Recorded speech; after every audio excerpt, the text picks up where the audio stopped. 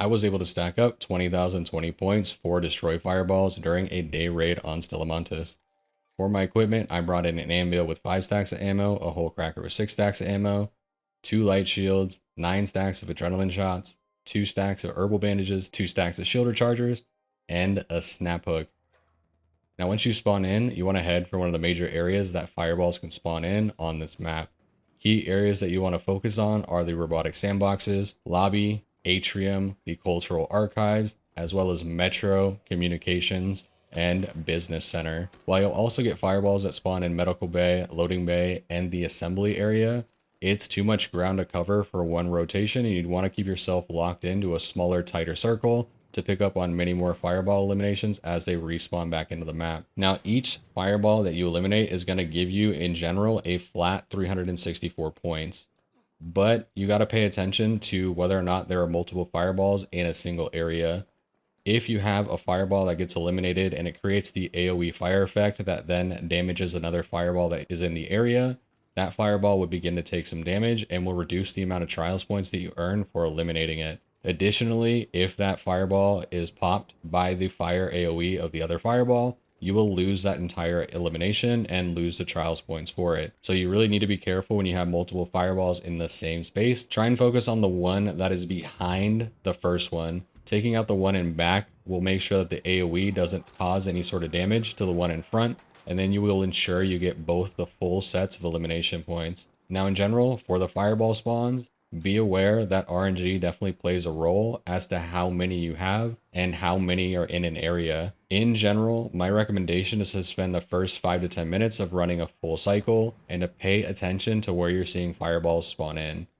If you see fireballs spawn in an area early in the game, they're going to continue respawning in that area throughout the entire game. And if you don't see fireballs spawning in an area at the beginning of the game, they're not going to start spawning in during the mid to later part of the game. So the first 5 to 10 minutes will let you know whether or not you want to invest more time in spending your resources on going for a high score. As an example, Business Center has a lot of variation in terms of the types of enemies that can spawn in. You can have rounds where you're going to have just a ton of ticks. You're going to have rounds where you're going to have a ton of pops. And sometimes you'll have rounds where you'll have a mix of all three: the fireballs, the ticks, and the pops. It just seems to fluctuate from game to game, and there's no real rhyme or reason for what seems to cause it.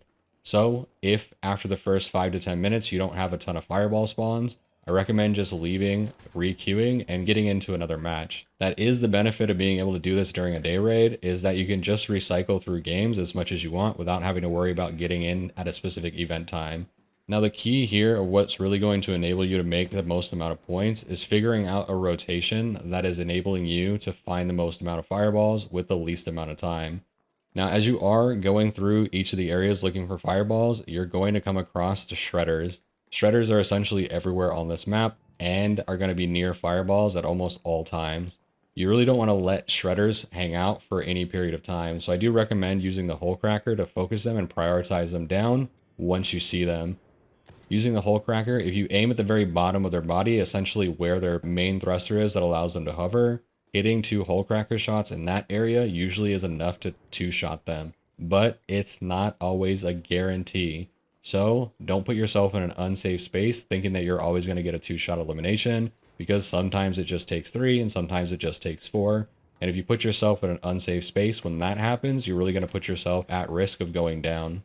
Other things that you're going to want to look out for are the flying arc enemies. While it's somewhat infrequent, in both the lobby and the atrium, you'll run into wasps, hornets, and fireflies.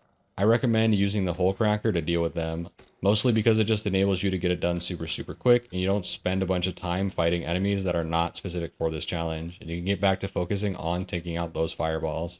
The other thing that you want to keep an eye out for are raiders. Stellamontis, for me, especially during a day raid, is one of the higher PvP zones, and I usually have to deal with raiders that are trying to take me out throughout a decent amount of my daytime Stella runs. I got knocked a couple of times today and lost a bunch of valuable equipment, and it's just part of the process and the way the game goes sometimes. Similar to what I was recommending earlier of during your first cycle or two of trying to figure out where the respawns are and figuring out just how many fireballs you have on the map, if you hear players PvPing and taking each other out, it's usually a good sign that that lobby in general is going to be dangerous to stay in. So it might be good for you to just leave the lobby and find yourself a different lobby, especially because this is done in a daytime raid. You can just recycle lobbies as much as you need to until you find one that works well for you. Now, outside of that, there isn't a ton more to this challenge. It really is just a process of moving between the spaces and taking out the fireballs as you go. Once you've stacked up enough eliminations and you're happy with your score, head back to Speranza, collect any loot if you haven't already, and watch your score fly up the leaderboard. That's going to be it for me today, y'all. Thanks for watching.